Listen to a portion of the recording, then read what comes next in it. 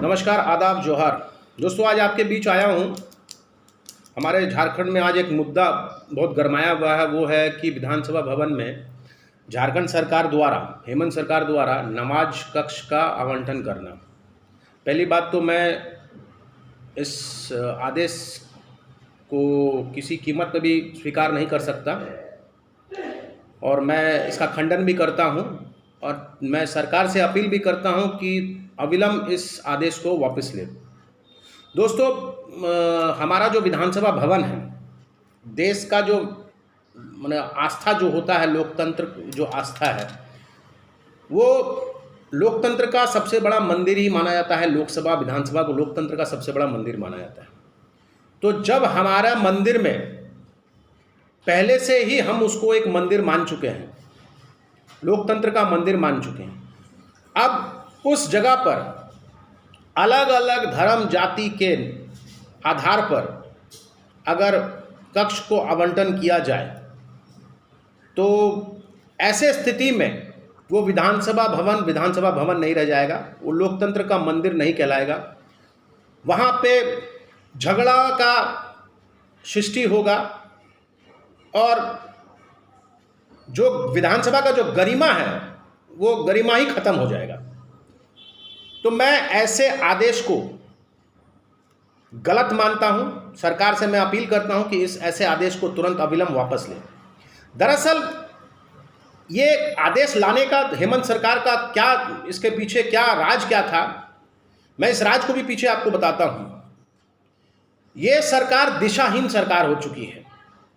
सबसे पहला झूठा वादा करके ये सरकार बनाई है। युवाओं को झूठा वादा कर कि 5 लाख रोजगार देंगे 1 साल में, 2 साल खत्म होने को है, रोजगार के नाम पे कोई कहीं कुछ नहीं, सिर्फ छल कपट करके ये सरकार सत्ता हत्याई है। जो वादा करके आई थी सरकार, मैं मानता हूं कि हाँ, एक समय एक ऐसा था, कोरोना महामारी के चलते सरकार कोई कामकाज नहीं कर पाई है। मगर जब आपके पास में एडमिनिस्ट्रेटिव पावर है, जब आप सरकार चला रहे हैं, सब कुछ आपके पास में है, तो आप विधि व्यवस्था भी आप ही के पास में है, तो आपको ये सारा कुछ पहले से सोच लेना चाहिए था कि आने वाले समय में हमको क्या करना है। आज इंफ्रास्ट्रक्चर का काम सारा ठप पड़ा हुआ है, सरकार के पास में फंड तक नहीं है। केंद्र सरकार के आगे हाथ जोड़ के खड़ी है कि पैसा दो पैसा दो पैसा दो, और इधर 40,000 रुपया का मोबाइल अपने मंत्रियों को और विधायकों को बांटने में लगी है। तो आप समझ सकते हैं इस सरकार का क्या है। मुद्दे से भटक गई है सरकार और लोगों को अपने मुद्दे, जो मेन मुद्दा था रोजगार का, उस मुद्दे से लोगों को भटका के दूसरे मुद्दे पर ले आना चाहती है। अब वो अभी जो मुद्दा वो अभी अपनाया गया है, वो अपना रही है, हिंदू मुस्लिम करके मुद्दा अपना दी है। लोग रोजगार मांग रहे हैं। हेमंत सरकार को पता है कि लोग अभी आक्रोशित है, रोजगार को लेकर लोग आक्रोशित है कि हर जाति धर्म के लोग अभी सिर्फ एक ही चीज है, वो है रोजगार रोजगार रोजगार। अब हेमंत सरकार उसको देने में नाकाम रही है, असफल रही है। रोजगार को लेकर कोई पहल नहीं कर पा रही है क्योंकि उनके पास में कोई बुद्धि नहीं है कि कैसे लोगों को रोजगार से जोड़ा जा सके। तो इसलिए वो उस मुद्दे को भटकाने के लिए अभी वो हिंदू मुस्लिम का मुद्दा लेके आ गई है। नमाज, मंदिर, हनुमान चालीसा, ये सब होने करवा रही है। अब उनको भी पता चल चुका है कि विरोधी पार्टी को एक मुद्दा मिल गया है, अभी वो हरि नाम कीर्तन करेंगे, अभी हनुमान चालीसा करेंगे, तो समय बर्बाद होगा। ये जो सरकार जो अभी चल रही है झारखंड में सरकार में, मैं जनता से भी अपील कर रहा हूं कि आप लोग देखिए, या आप ही लोगों का नतीजा है, आप लोगों का गलत वोटिंग का नतीजा है कि ऐसे सरकार को आप लोगों ने चुना। और आज ये सरकार जो असल में जो मुद्दा है वो है रोजगार, उससे भटक करके लोगों को गुमराह करके आज हिंदू मुस्लिम आपस में भेदभाव करवा के लड़वाना चाह रही है। अभी कुछ दिन पहले आप लोगों को पता हो कि झारखंड के बड़े लौ लश्कर के साथ में दिल्ली जाके एक झारखंड स्टार्टअप के नाम पे इन्वेस्टर फोरम किया गया। 2 दिन लगातार ये इन्वेस्टर फोरम चला, करोड़ों रुपया बहाया गया। क्या? हम रोजगार लाएंगे। तो लोगों को भी अब ये इसको दिखाने के लिए, लोगों को सिर्फ गुमराह करने के लिए, भ्रमित करने के लिए कि देखिए झारखंड सरकार कितना चिंतित है लोगों को रोजगार के लिए, जिसके चलते वो दिल्ली में जाके इन्वेस्टर फोरम बना करके निवेश ला रही है। निवेश आएगा कैसे? आप पहले ये बताइए, आपकी सरकार की क्रेडिबिलिटी क्या है? मुख्यमंत्री जी की क्रेडिबिलिटी क्या है? क्या जो निवेशक है, जो इंडस्ट्रियलिस्ट है, क्या मुख्यमंत्री के ऊपर में विश्वास करते हैं?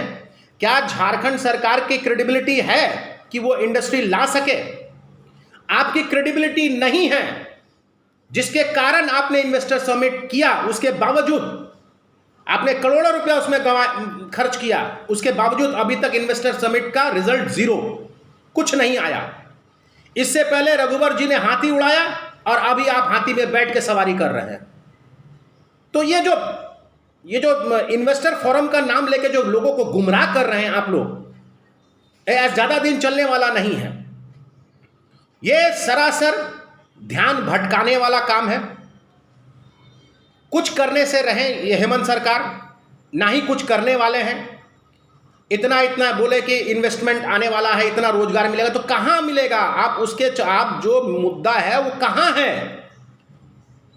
तो मैं लोगों से भी अपील करता हूं कि आने वाले भविष्य में जब चुनाव आता है, हमेशा अपने नेता की क्रेडिबिलिटी को जरूर देखिए, उसके बातों को जरूर सुनिए कि वो क्या कहते हैं चुनाव में, क्योंकि चुनाव के वक्त एक चीज कहते हैं, चुनाव के बाद में एक चीज करते हैं। इस चीज को हमेशा याद रखिए। आज हेमंत सरकार की क्रेडिबिलिटी जीरो है। क्रेडिबिलिटी इसलिए जीरो है क्योंकि आप एक तरफ में एसपीटी सीएनटी एक्ट लगा के बैठे हुए हैं और आप दूसरे तरफ निवेशकों को बुला रहे हैं कि आइए झारखंड में निवेश कीजिए, फैक्ट्री बने। तो कैसे होगा? एक साथ में दोनों काम तो आप नहीं कर सकते। इधर आप एसपीटी सीएनटी एक्ट लगा के बैठे हुए जहां जमीन खरीद बिक्री बंद है, और इधर आप बोलते हैं दिल्ली में जाके कि हम आपको बुला रहे हैं, आइए झारखंड में रोजगार लाए, निवेश कीजिए, झारखंड में ये करिए। तो कैसे होगा? जब आप जगह ही नहीं दे पाइएगा तो आप निवेशकों को कैसे बुलाइएगा अपने क्षेत्र में निवेश करने के लिए? तो इसका मतलब ये है, साफ है कि हेमंत सरकार सिर्फ और सिर्फ लोगों को गुमराह कर रही है। करनी और करनी कथनी में इनका बहुत अंतर है। लोगों को गुमराह करके ये राजनीति का रोटी सेकते हैं। ऐसे सरकार का चले जाना ही उचित है। जिस सरकार के अंदर में सामंजस्य नहीं है, आपस में मेल नहीं है। कांग्रेस की सरकार जब भी कुछ होता है तो कुछ लोग दिल्ली चले जाते हैं, आरजेडी के लोग पटना दौड़ देते हैं। तो आप खुद समझ लीजिए कि सरकार में खिचड़ी कैसा पका हुआ है। क्या ये सरकार जो अपना वादा करके आई थी, क्या इसमें वादा पूरा कर पाएगी?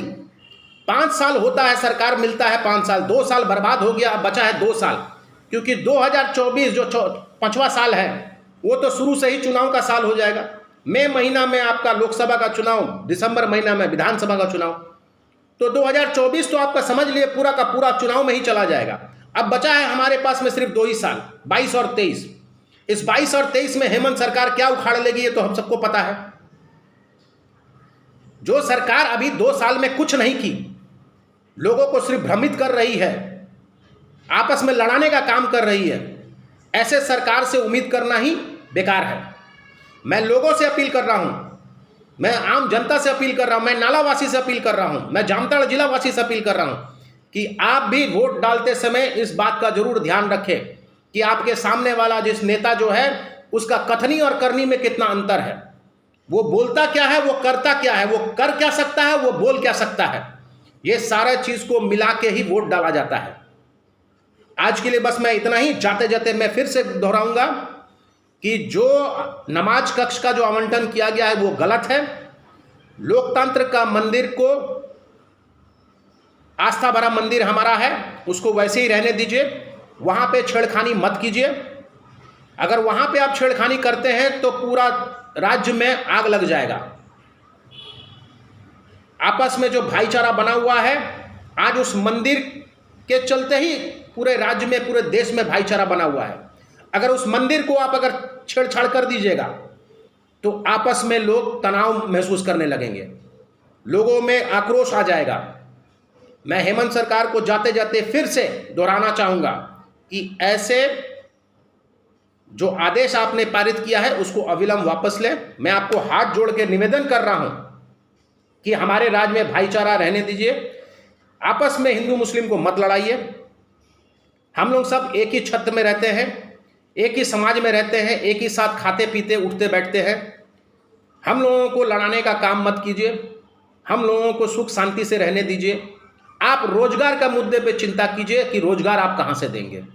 जो आपने वादा किया था, अपने वादे पे कायम होने के लिए आप रोजगार का मुद्दे से मत भटकिए।